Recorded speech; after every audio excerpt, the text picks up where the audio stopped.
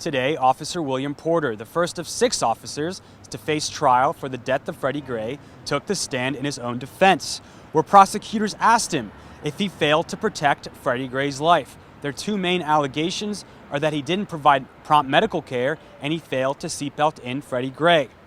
Porter responded, no, Gray was not injured when he interacted with him. If he was injured, he would have called a medic. But in cross-examination, the prosecution seized on several key inconsistencies between Porter's testimony and what he had previously told police investigators.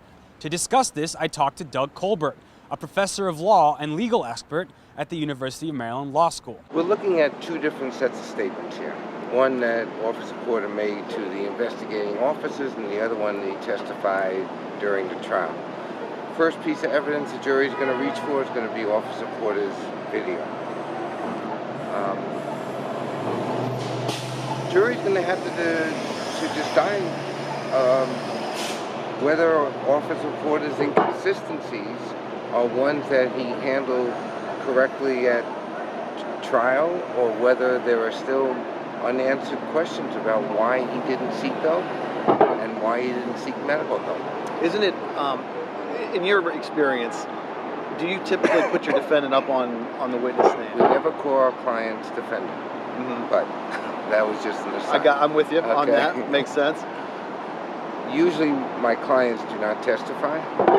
I often focus on the weakness in the prosecution's case, but where my client has made a full statement to police, usually there are matters that need clarification, and that explains why Officer Porter is testifying. Right, because that opens him up, though, for cross-examination. Well, and some of his answers today in court were different, or or more complete, at least, than what he told the officers, the detectives who questioned him. And that's pretty important, because we're talking there about issues of safety. He did not mention his concern for safety when he spoke to the detectives. I'm sorry. No, and what's odd about the safety issue is that he apparently admits to assisting Freddie Gray to getting on the bench. He didn't seem concerned about safety then. So why would he be concerned at other points? It seemed that he was disavowing his own statement that he gave to investigators 2 days before Freddie Gray died. Is this more strategy, or is this kind of him trying to get to the jury that he didn't have a chance to complete his thoughts or complete his answer? Well, the day began with the expert testimony of a defense witness who rejected some of what Officer Porter told the detectives. So when you start rejecting parts of what you previously said, and then you focus on explaining other matters that are different than what you told the investigators, jury must wrestle with those differences and inconsistencies. And it's those details that he expanded on today that would make it so he wasn't directly responsible for Gray's injuries.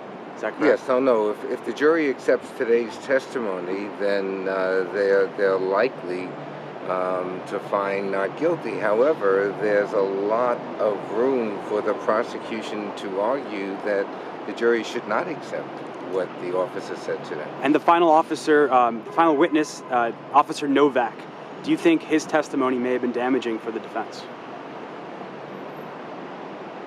I think there were parts of Officer Novak's testimony that affirms Officer Porter received information from Freddie Gray saying, I need to see a doctor, I need a medic. So that certainly helps the prosecution's case.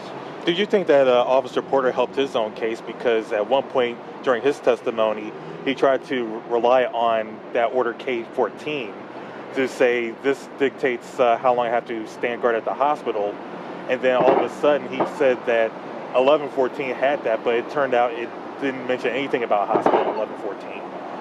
I think the jury's going to have to find that there was a good reason why Officer Porter did not respond to Freddie Gray's call to go to a hospital. They may find it, but that's going to be a big issue in the case.